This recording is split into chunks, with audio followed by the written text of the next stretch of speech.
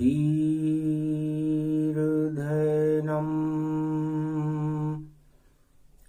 श्रवन् पठेयतिवरा महावाक्य जनार्दन सच्चिदानन्दत्वं शरणं ब्रजेश। यादवेन्द्रं दयादाता पुण्डरीक्षा क्षीरसागर शयनम्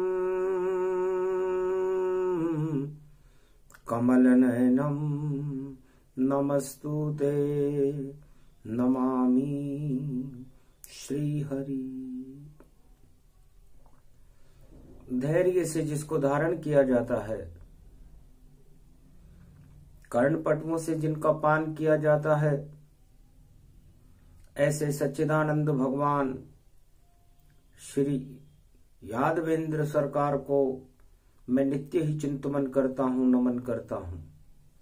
जिनको नमन करने से मंगल आदि मंगल तो हो ही जाते हैं, साथ ही में बहुत बड़ा बल मिलता है मनुष्यों को।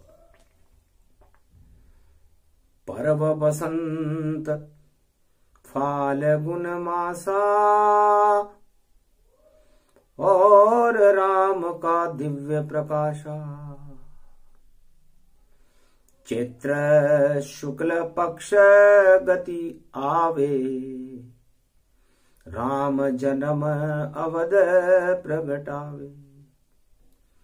फाल्गुन का महीना है, बसंत का महापर्व है। भगवान शिव का भी जन्म फाल्गुन में होता है। महाशिवरात्रि पड़ती है और उसके बाद चैत्र शुक्ल पक्ष रामनवमी को भगवान मर्यादा पुरुषोत्तम राम का जन्म होता है। कमलेश्वर गुरु जानिए, कमल पृथ्वी का रूप और कमल में जितनी पंखरी और शक्ति का ही स्वरूप। 9 पंखुड़ियां कमल में होती है और कमल के ईश्वर नारायण है, कमलेश्वर है। कमला लक्ष्मी को कहते हैं। और अयोध्या में कमलापति भगवान विष्णु का मर्यादा पुरुषोत्तम राम के रूप में 12 कल में अवतार में जन्म हो रहा है। ये फाल्गुन का महीना है, 12वां महीना होता है। और फिर चैत्र शुक्ल पक्ष को ईश्वर एक प्रगटाए और भवन कनक उसे जानिए, अवध भवन में आए। अवध भवन अयोध्या सरयू के तट पर राजा दशरथ के राजमहल में मर्यादा पुरुषोत्तम राम का जन्म हुआ। शोक न शीतन घाम, बसंत का महापर्व था। न सर्दी थी न गर्मी थी। मर्यादा पुरुषोत्तम राम की सुगंध पूरे त्रिलोक में फैलने लगी। राम दर्श दशरथ करी जाना, भाग्य जग गए अवध के माना। जब मर्यादा पुरुषोत्तम राम रूपी सूर्य का उदय काल अयोध्या में हुआ, कनक भवन में हुआ, तो पूरे त्रिलोक में प्रकाश फैल गया। अद्भुत चरित्र वेद में गावा, सतसंगति का फल प्रगटावा। कश्यप अदिति राम फल पावे, दशरथ कौशल्या भारत के भाग जगावे। सत्संगति का इतना असर होता है उमा जी। जब कश्यप और अदिति ने तपस्या की तो 3 जन्म की तपस्या के बाद उन्हें राम रूपी फल को प्राप्त करने का सौभाग्य अयोध्या के कनक भवन में मिला। सारा भारत सोने की चिड़िया हो गया, कनक भवन बन गया भारत और अयोध्या साथ। एक पुत्र कौशल्या जन्मा 4 पुत्र के साथ। सुमित्रा, कैकेयी और कौशल्या के एक एक पुत्र का जन्म हुआ। 4 पुत्र 4 ही लाला, और अवध जन्म गए विष्णु विशाला। विष्णु का मर्यादा पुरुषोत्तम राम के रूप में ऐसे जन्म हुआ। जन्मे पलने में रघुराई, सतसंगत का फल मिला रे अवध को, श्रृंगी ऋषि बुलाई। और खीर देवता अग्नि लेने गयो, और खीर क्षीर सागर से मंगाई। और देखो तीनों रानी खिलाई, खीर खा के जन्म उस क्षीर सागर की, खीर से जन्मे यहाँ चरलाल। सतसंगत का फल मिल गया, और अमृत रूप विशाल राम को, जन्म अवध भयो भारी। भगवान शंकर कहते हैं, उमा जी, रज और वीर्य से राम जी का जन्म नहीं है, और गणेश और कार्तिक का भी जन्म रज और वीर्य से नहीं है। ये चारों लाल दृष्टि पुत्र हैं, क्षीर सागर की खीर से जन्मे हैं। और आपके दोनों लाल गणेश और कार्तिक, इनका जन्म भी निराकार ज्योति की प्रकाश से हुआ है। इसलिए चारों युग में गणेश और कार्तिक और शिव का प्रकाश रहता है, चारों युगों में राम का प्रकाश रहता है, लक्ष्मण भरत शत्रुघ्न का प्रकाश रहता है। यह सब सतसंगति का फल है। आप इस कैलाश पर्वत मानसरोवर पर जो रामचरित मानस भगवान शिव के मुखार विंद से सुनती हो, इससे आपको 2 लाल उत्पन्न हो गए। एक कार्तिक स्वामी है, एक गणेश है, जो 33 करोड़ देवताओं के प्रथम पूज्य है। तो ये शक्ति आपको रामचरित मानस की वाणी को सुनने से मिला है। कश्यप और अदिति को ये फल, जो राम फल, लक्ष्मण फल, भरत फल और शत्रु फल प्राप्त हुए, वो तपस्या करने के बाद प्राप्त हुए। तो सत्संगत, सत्य की संगति में रहना सत्संग कहलाता है। और सत्संग से और गुरु कृपा से, श्रृंगी ऋषि और गुरु वशिष्ठ की कृपा से राम जैसी लालों का जन्म भारत में हुआ। यह इसलिए समझा रहा हूं कि फाल्गुन का महीना है और चारों तरफ ब्रज में भी गुलाल उड़ रही है, कैलाश पर भी बर्फ गिर रही है, और सारे संसार में बसंत फैली हुई है। तो सत्य के संग है राम जी, और सत्य का करे प्रकाश, और शुरू हुआ है आज से यही फाल्गुन मास। फाल्गुन का महीना प्रारंभ हो गया है। तो लगन किससे लगानी चाहिए? जो हमें फल दे। फा का मतलब फल। तो फल हमें कौन देगा? सत्संग देगा। सत्संग से राम का नाम देगा, और उस राम के नाम के फल को प्राप्त करने के लिए ही शिवजी लालायित हैं। वरना आद्य गुरु हैं, मुझे जन्म लेने की क्या जरूरत है। लेकिन मैं भी राम फल चाहता, इसलिए 18 फरवरी 2023 में भगवान महाशिव का जन्म होगा, महाशिवरात्रि होगी। तो राम का फल प्राप्त करने के लिए, राम की कृपा को प्राप्त करने के लिए, क्योंकि मर्यादा में रहकर सत्संग करने के बाद जो फल मिलता है वो फल शुभ होता है। तो शुभता आवे भारत में, और भोले जन्म तन ले, महाशिवरात्रि पर्व है और सदगति सबको दे। तो इसलिए हम गुरु हैं और हमारा धर्म है कि हम हमारे हर शिष्य को सदगति दें, शुद्ध बुद्धि दें। दुष्ट संग नहीं दे विधाता। तो भगवान शंकर ने कहा कि जब आदमी का पतन होता है, किसी भी साम्राज्य का पतन होता है, किसी भी राज्य का पतन होता है, किसी भी आत्मा का पतन होता है, तो उसकी संगति को देख लेना चाहिए कि वो राजा किसकी संगति कर रहा है। यदि किसी दुष्ट की संगति कर रहा है तो उसका पतन होगा। तो यही दिव्य दृष्टि से और शिव देखे भोलेनाथ, राम के साथ तो सत्य है और रावण दानव जात। 1.25 लाख दानव रावण के साथ हैं। सत्संगति बुरी है। शिव की भक्ति तो अच्छी है, लेकिन उसने लंका के अंदर 1.25 लाख आतंकवादियों को भर के रखा है। तो लगता है रावण का पतन हो, ये सत्संगति अच्छी नहीं रहती। और 1.25 लाख दानव रहते हैं, 24 घंटे करते मस्ती, भोग विलास है लंका में, नहीं भगवान का नाम। सारे दुष्ट उस लंका में हैं, उस लंका को नष्ट करेंगे राम।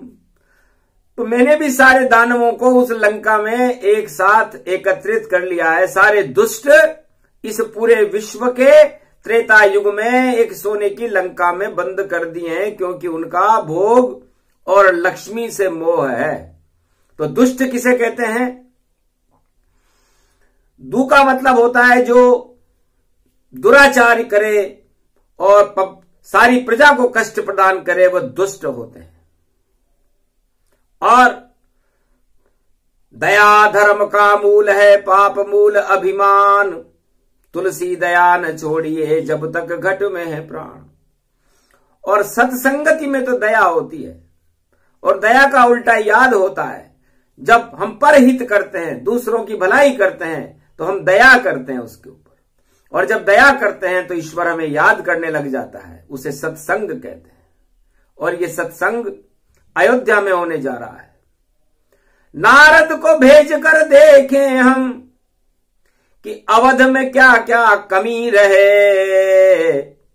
हम तो चाहते हैं राजा और प्रजा सब राम शक्ति में रमे रहे। तो दुष्ट वहां कोई नजर न आवे, वहां तो राम का नाम। पर फिर भी नारद को भेज के देखें क्या क्या अवध में काम। शिव जी ने नारद बुलवाए, जाओ अवध के परिचय पाए। क्या क्या हो रहा अवध में? वहां जन्म लेंगे राम, इष्ट देव हैं भोले के, और मैं क्या क्या करूं वहां काम। श्रीमन नारायण नारायण नारायण।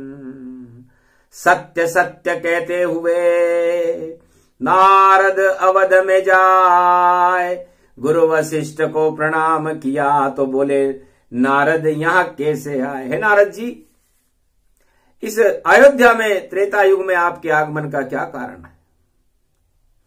महाराज राम यहां आवेंगे, श्रृंगी गुरु वशिष्ठ आप उन्हें बुलावेंगे। तो मैं देखूं अयोध्या नगरी को कि मेरे भी भाग जग जावेंगे। मेरा भी भाग्य जग जाएगा, क्योंकि जहां राम रूपी मणि और दशरथ मणि भूपाल, तो इतना त्रिलोक का प्रकाश जिस नगरी में आ रहा है, सरयू का कल कल बहता हुआ जल, गुरु वशिष्ठ जैसे गुरु, कुल पुरोहित, तो फिर राम के आगमन में क्या देरी है? सत्संग हो रहा है, घर घर में हवन हो रहे हैं, घर घर में राम की भक्ति जागृत हो रही है। तो ऐसी शक्ति का अयोध्या में प्रागट्य होना। सुंदर शगुन नारद गति जाना, और पूरब चले पवन हनुमाना। पूर्वांचल, पूर्वाई हवा चल रही है, और दाई बाई हिरणी दाहिने जावे। और पुस्तक लेकर ब्राह्मण पावे। ब्राह्मण वेद पाठ कर रहे हैं, गाय रमा रही है, दूध दे रही है, सारे ही शुभ शगुन है।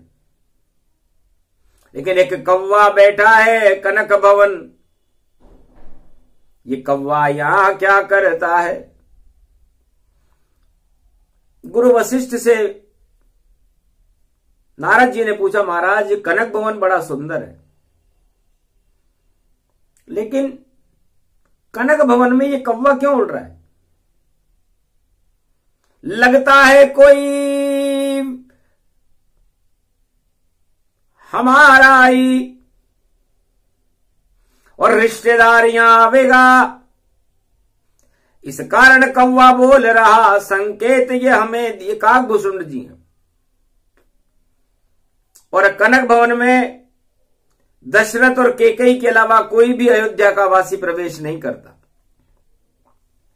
इसलिए अयोध्या वासी तो उस कौवे की बात को सुनते नहीं है, क्योंकि कनक भवन में सभी का प्रवेश निषेध है।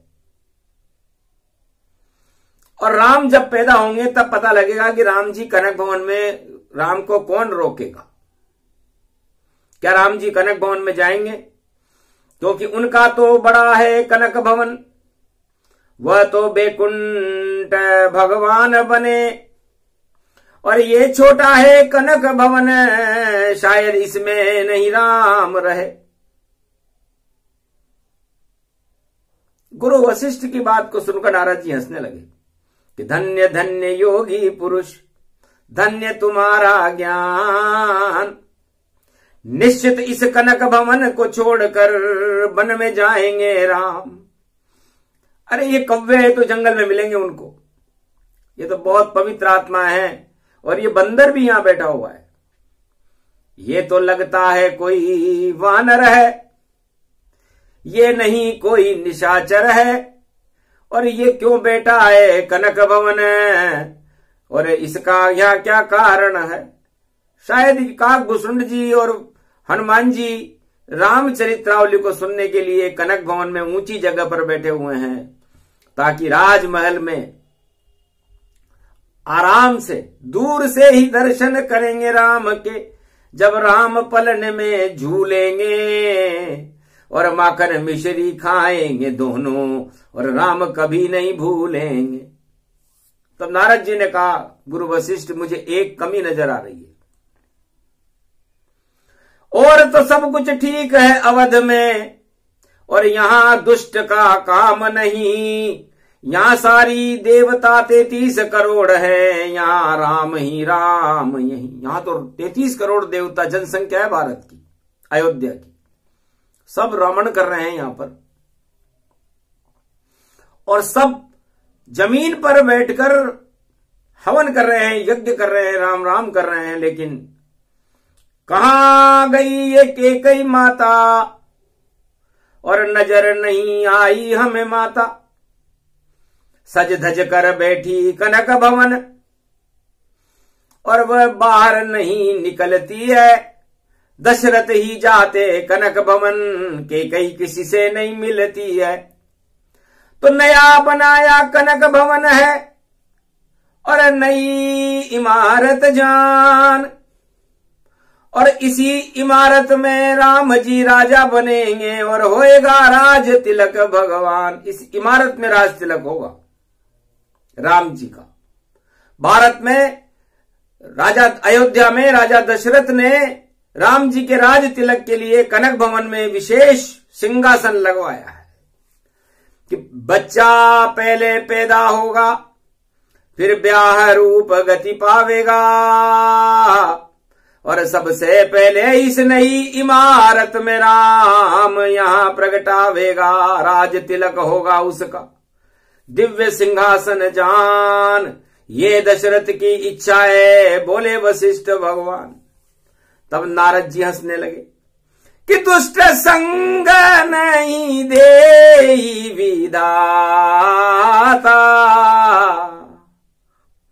लगता है राम तिलक टल जाता। महाराज मुझे तो काला काला नजर आ रहा है, दाल में कुछ काला है। और इस भवन, नई इमारत जो ये भारत में बनाई गई है अयोध्या में राज तिलक के लिए, इसमें जो भी दशरथ जी सोच रहे हैं कि वो नया राजा राज तिलक ले लेगा, असंभव है। चाहे वो सतयुग हो, चाहे वो त्रेता हो, चाहे वो द्वापर हो, चाहे वो कलयुग हो, नई इमारत में राज तिलक और नया ही कोई लेवेगा। और दिव्य दृष्टि में कह रही वाणी ये सब कुछ सच सच होवेगा। चाहे कोई भी कैसी इमारत बना डाले पर तिलक नहीं कर पावेगा। लगता है वनवास में फिर से राजा और राजमहल से जावेगा। राम का तो अभी जन्म ही नहीं हुआ और हमें वनवास दिख रहा है। उस नई इमारत के अंदर दुष्ट कोई होगी कुबड़ी कुबड़ी और मन थर थर उसका जानो। मंथरा नाम उसका मानो और दासी रूप उसको जानो। तो दास दासी और दोस्त सबई बिगाड़े काम।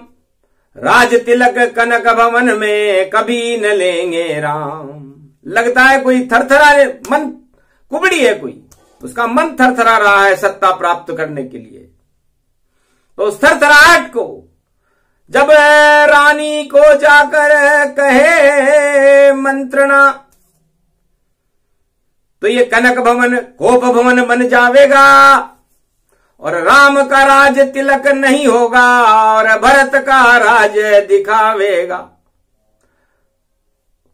उस केकई के लड़के का राज दिखता है महाराज, और वह भी राज तिलक नहीं ले वो नंदीग्राम में जावेगा। ये नई इमारत धरी रहे इसमें राम राज नहीं आवेगा।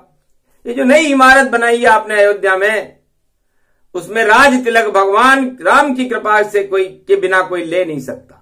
कितना भी प्रयास करे, चाहे कितने हीरे मोती सब जड़ ले और चाहे कैसा भी मूर्त हो, पर नारद पहले ही कह दे तो 4 युगों की बात को नारद दिया बताए। अरे राम जन्म अभी हुआ नहीं है और सारा दृश्य सुना है। गुरु वशिष्ठ ने कहा चुप रहो नारद ऋषि, होनी को और जैसी होनी है होने दो। राजा दशरथ से मत कहना, सब राम कृपा से होने दो। जैसा चाहे राम जी वैसा होगा काम। नई इमारत में कभी नहीं और जाएंगे राजा राम। ये राजा राम इस भारत में अयोध्या की इस नई इमारत में कभी भी नहीं जाएंगे, बालपने में भी नहीं जाएंगे, क्योंकि एक बार ही जावेंगे। और जब केकई कपट बुलावेगी तो वहां पर मूत्र करेंगे राम जी, तो केकई बार भगावेगी। बस इतना सा ही योग यहां और राम जी खेल दिखावेंगे और केकई समझ न पावेगी, पर राम सबई कह जावेंगे। केकई माता एक बार बुलाएगी उनको जन्म के बाद, और वो उसके 9 करोड़ के इस वस्त्र के ऊपर जब मूत्र कर देंगे, पेशाब कर देंगे, तो उसके बाद उसे ग्लानि होगी। और ग्लानि के बाद राम जी उसे यही तो बताने आए हैं कि यही ग्लानि तेरे अंदर ये मेरे अंदर भी आवेगी। इस कारण नए भवन कनक भवन में राम छवि नहीं पावेगी। तो राम जी कभी प्रवेश नहीं करेंगे इस कनक भवन में। और ऐसा ही हुआ। राम जन्म के बाद में और राम के कई बुलाए, और जैसे नारद ने कहा था वैसा सब हो जाए। तो कनक भवन जो नई इमारत, और राम ने दे दिया श्राप, और इसमें तो पाप ही पाप हैं और राम नहीं यहां आत, इसलिए राम जी नहीं जाएंगे। और जिसका राज तिलक इस भवन में होगा वह भी इस राजमहल को त्याग कर देगा, नंदीग्राम में जाएगा। भरत तुम्हारा पुत्र, और नारद ने गुरु वशिष्ठ को बता दिए सब सूत्र। और आखिर वही हुआ। 4 युगों में अयोध्या के कनक भवन में ऐसा ही होता है। हर राजा अपने उत्तराधिकारी का राज तिलक करने के लिए एक नई इमारत बनाता है, और उस नई इमारत में राज तिलक दूसरे का हो जाता है। ये अनादिकाल से भारत की परंपरा रही है, क्योंकि दुष्ट संग नहीं देई विधाता। यदि मंत्रा कि दुष्ट नीति नहीं होती और कैकेयी को वो सलाह नहीं देती, तो कैकेयी कनक भवन तो कनक भवन था, कोप भवन बन गया भारी। और बाणासुर की लड़की कैकेयी मती गई उसकी मारी। और कोप भवन बना दिया जिसको तिलक भवन बनाया था। और नई इमारत में राम का राज तिलक अवध में हो नहीं पाया था। राम गए वनवास अवध से और अंधकार प्रगटाया था। ऐसी बनी कनक भवन इमारत और उसमें राम नहीं आया था। तो जो इमारत, जो कनक भवन का सिंहासन राम जी के लिए बना था, नई इमारत बनाई गई थी, उस नई इमारत में राम जी नहीं गए। जब से गए राम और सीता, धर्म कर्म सब हुए विपरीता। और जब राम जी कैकेयी माता की इच्छा से राजा दशरथ के आदेश को मानकर जब अयोध्या का त्याग किया, तो कनक भवन के लिए हुआ था, सत्ता के लिए लड़ाई थी और राम ने ली अंगड़ाई थी। क्यों बंधन में हम बंधे सत्ता के, हमें तो सत्य रूप प्रगटाई थी। हम अयोध्या में राज करने के लिए नहीं आए, राम नीति को चलाने के लिए आए हैं, राम राज्य भारत में करने के लिए आए हैं। हम कनक भवन इस छोटे सी सत्ता को त्याग करते हैं। हम तो चाहते ही यही थे, लेकिन धन्य धन्य मेरे माता पिता, और उनको सो करूं प्रणाम। धन्य है माता कैकेयी और धन्य दशरथ भगवान। ये मेरे माता पिता है, जो मैं नहीं चाहता था और जो ये चाहते थे। मेरा काम माता पिता की आज्ञा मानना है। इसे माता पितु जब दीनी आज्ञा, तो हम जावे जंगल की ओर। जंगल में ही मिले शांति और सत्संग होए वहां भरपूर। तो हम तो यहां सत्य का संग करने आए, सत्संगत करने आए। तो राम जी ने 14 साल सत्संग के लिए चुने, सत्ता के लिए नहीं। और चारों युगों में राजा सत्ता के लिए सारी ताकत लगा देते हैं, दुष्टों को भी अपने दोस्त बना लेते हैं और वो दुष्ट दोस्त उन्हें मरवा देते हैं। तो चारों युग में मर गए भैया जितने राजा प्रजा ये जान। दुष्ट की संगति उन्हें मिली तो सत्ता छोड़नी पड़ी तत्काल। चारों युग में रावण को भी, और देखो आया लंका में काल। सवलक नाती का किया सत्संग तो दुष्ट संगति हुई विशाल। 1.25 लाख दुष्टों की संगति को रावण का फल क्या भोगना पड़ा, मृत्यु तुल्य कष्ट उठाने पड़े। शिव का कृपा पात्र था, भगवान शिव का अनन्य भक्त था। सोने की लंका को भगवान शिव ने दिया था कि इसमें अपने भाइयों के साथ और अपनी स्त्री के साथ और अपने परिवार के साथ आनंद करो। पर उसे वो आनंद अच्छा नहीं लगा। उसने सारे कुख्यात आतंकवादियों को लंका में नागरिक बना दिया।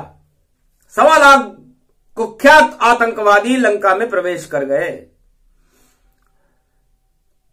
तो अधर्म प्रगटा लंका में और अधर्म अवध में जाए। अवध छोड़ दिया धर्म ने और भारत भ्रमण दिखाए। भगवान राम ने सोचा कि हमें भारत का भ्रमण धर्म के प्रचार के लिए करना चाहिए। सत्ता छोटी चीज है और राम सत्ता के लिए नहीं, राम तो सत्य के लिए होता है। इससे चले राम जी दुष्ट जनों को और कोई साथ न ले पाया। राम और सिया लक्ष्मण संग जंगल जंगल भरमाया। उन्होंने कोई दोस्त भी साथ नहीं लिया, बस एक बानर से दोस्ती, एक राजा से पाए। ऋषि मूक पर्वत पर देखो सुग्रीव मित्र बनाए। सुग्रीव को मित्र बनाया। हनुमान जी की कृपा से सुग्रीव को मित्र बना करके पूरी लंका को ही नष्ट कर दिया। इसे कहते हैं सत्संग। जहां बाली मरता कभी नहीं, गर राम वहां पर नहीं आता, अंगद को नहीं गले लगाता और सुग्रीव को राज नहीं दिलवाता।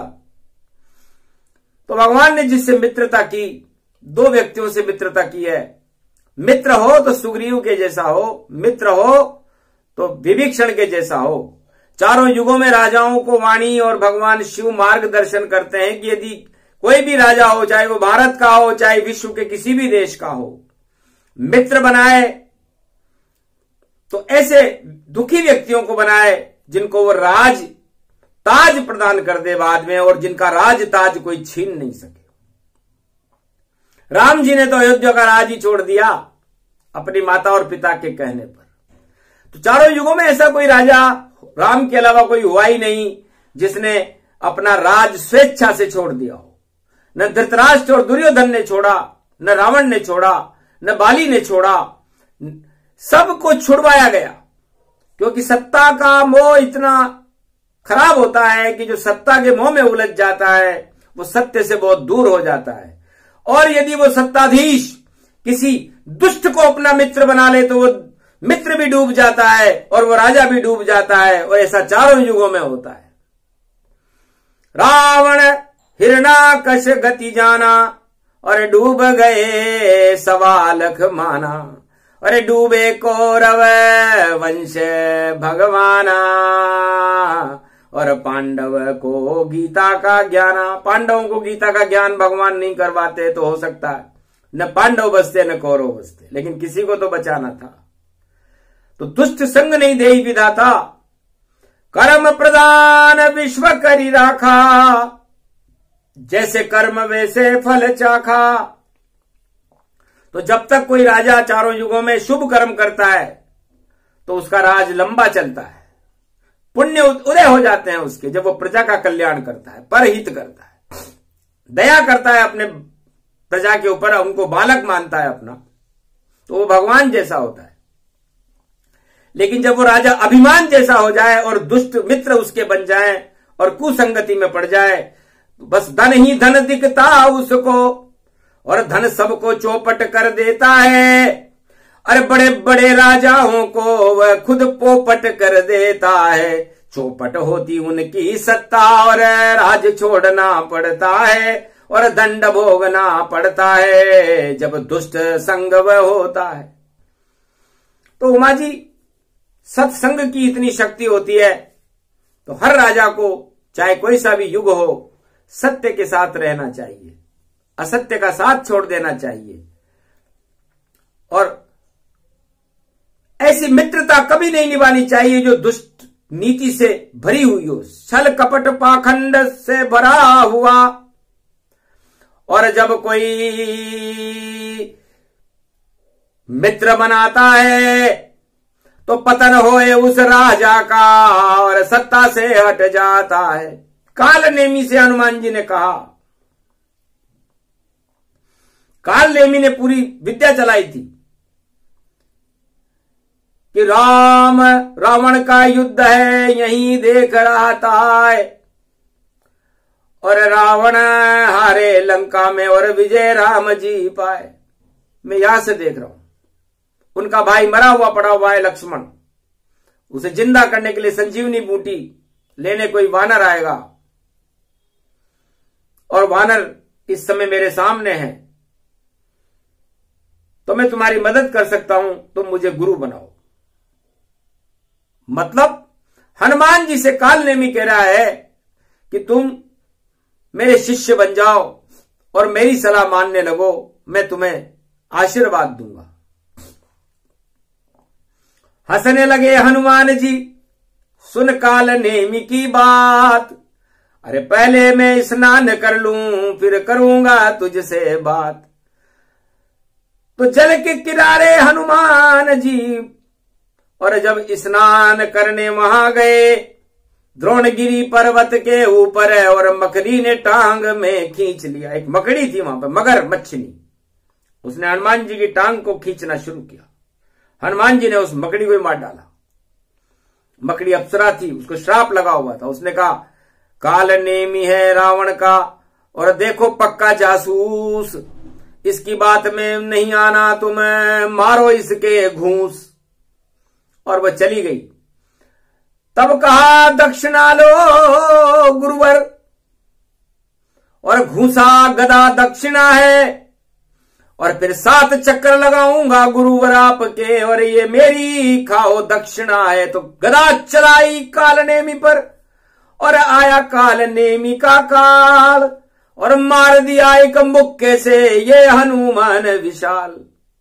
आखिर दुष्ट की संगति हनुमान जी ने ग्रहण नहीं की, और जो भी राजा प्रलोभन में फंसा देता है और प्रलोभन में फंस जाता है और दुष्टों की संगति ले लेता है, उस सत्ता का ही पतन हो जाता है। इसे सत्संगत करो, सत्य के साथ रहो, राज लंबा चलेगा। और असत्य के साथ रहो तो ये राज छूटने वाला है। ये नई इमारत बनी हुई, इसमें तो राज तिलक भैया, और नई शक्ति कोई खड़ी हुई। तो नारद बोले वशिष्ठ से कि राज तिलक नहीं पाए, नई इमारत धरी रहेगी। राम जंगल में, राम को तो वनवास होने वाला है भाई। ये प्रसंग पूरा हुआ, और ये वनवास प्रसंग, नई इमारत कनक भवन में, इसमें नहीं राम के रंग। जो नई इमारत बनी हुई है इसमें राम जी के रंग नहीं है, रंग में भंग है। इसे रंग में भंग होए तब बजे फागुनी चंग, पाप की होली जल जावेगी, बोले नारद मृदंग। नारद चंग बजा गयो भारी, और कैलाश पे पहुंचो रे नारद, हुल हुल हुल हुलकारी।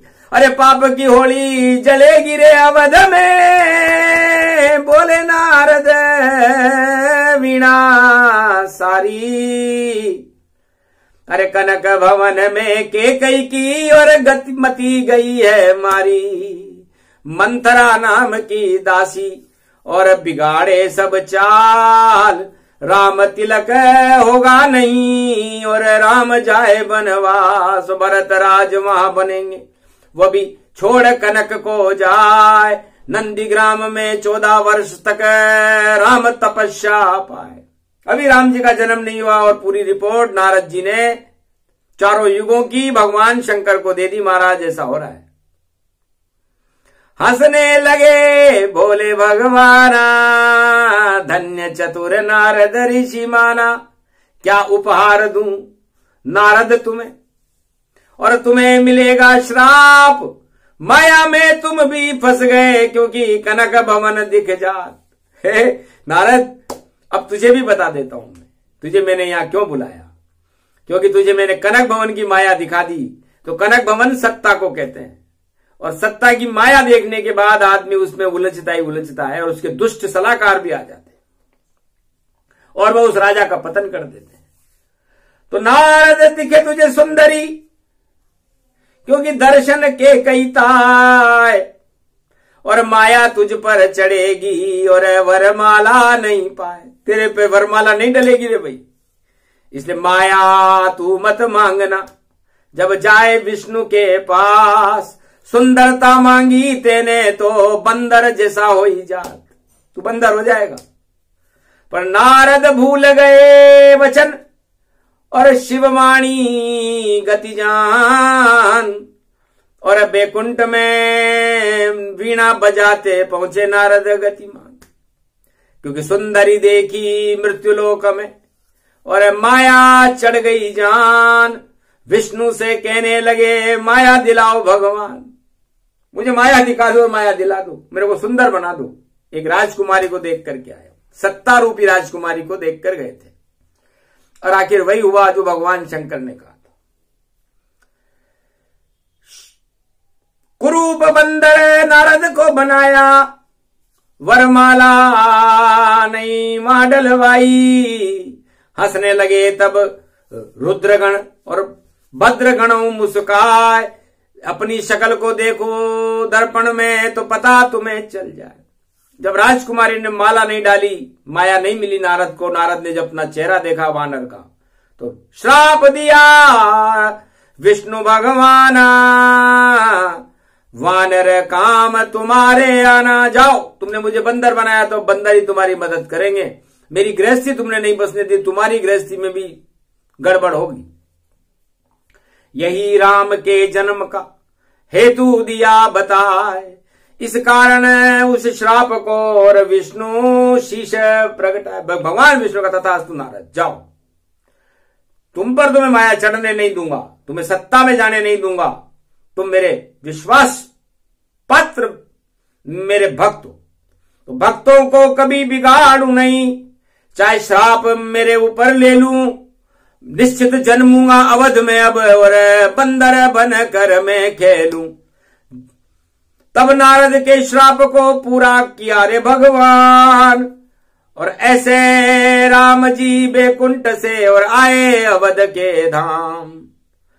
तो ऐसा प्रसंग पहले से ही और सारी बात बताई है, और 4 युगों में सत्ता में ये नई इमारत आई है, और नया दोस्त ने डुबा दिया सब कुछ, अब डूब डाब जावे सब कुछ, अब डूब डाब जावे। और नई इमारत में राज तिलक, और कभी न राजा मां पावे, मां कोई और ही आवेगा और तिलक अपना करवावेगा। ये योग बन गया फाल्गुन में, और इस शिव ने जगत सुनावेगा। तो वाणी से शिव जी और सुना रहे सब ज्ञान, 4 युगों में ऐसा ही हो और माया चढ़े भगवान। तो राजाओं पर माया चढ़ जाएगी, जैसे नारद जी पर चढ़ी, केकई पर भी चढ़ जाएगी, राजा दशरथ पर भी चढ़ जाएगी, लेकिन वो माया बड़ी काम की वस्तु है, और उस माया को रावण भी ले जाएगा, लेकिन पतन होएगा जिस पर चढ़ जाए, देखो माया रूप महान। और रावण भूल जाएगा अपना 4 वेद का सारा ज्ञान, अज्ञानी होकर अपहरण जो लक्ष्मी का करता है, और उसका जीवन नहीं रहता फिर वह तो निश्चित मरता है। तो मर जाएगा रावण देखो लंका बने शमशान, और मित्र बना है विभीषण वही लंका गति जान। जो विभीषण मित्र बना है भगवान राम का, वह लंका का राजा होगा, और जो मित्र बना है सुग्रीव, 2 ही मित्र बनाया भगवान ने, वह पंपापुर का राजा होगा। और भारत की सत्ता पर राम जी काबिज होंगे, लेकिन कनक भवन में नहीं जाएंगे, वह अपना राज चलावेंगे, लक्ष्मी से सेवा करावेंगे। और सीता नहीं रहे अवध में, देखो राम वाल्मीकि पहुंचावेंगे। लक्ष्मी पुरुषार्थ से मिलती है, और सबसे ज्यादा पुरुषार्थी भगवान विष्णु है, जो सारे त्रिलोक का भरण पोषण करते हैं, इसलिए लक्ष्मी उनको दी गई है। लक्ष्मी सत्य में होती है, सत्यनारायण के पास होती है, और लक्ष्मी भोग में नहीं होती। भोग में तो रोग होता है, वियोग होता है। इसलिए कलयुग में भी जितने राजा लक्ष्मी को भोगने के लिए षड्यंत्र कर रहे हैं, उनके रोग और योग बिगड़ करके पतन की ओर जा रहे हैं। और जो सत्य के लिए चल रहे हैं और सत्य का प्रकाश करने के राम नाम का भजन कर रहे हैं, भगवान राम की कृपा उनको मिलने वाली है।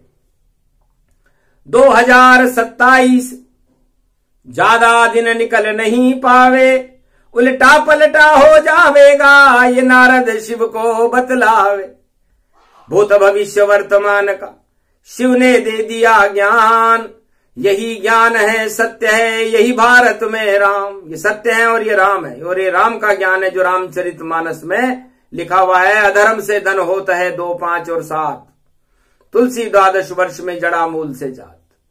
इसलिए राम जी ने 14 वर्ष का वनवास लिया था कि जितने भी अधर्मी हैं उनका धन 12 वर्ष में नष्ट हो जाएगा।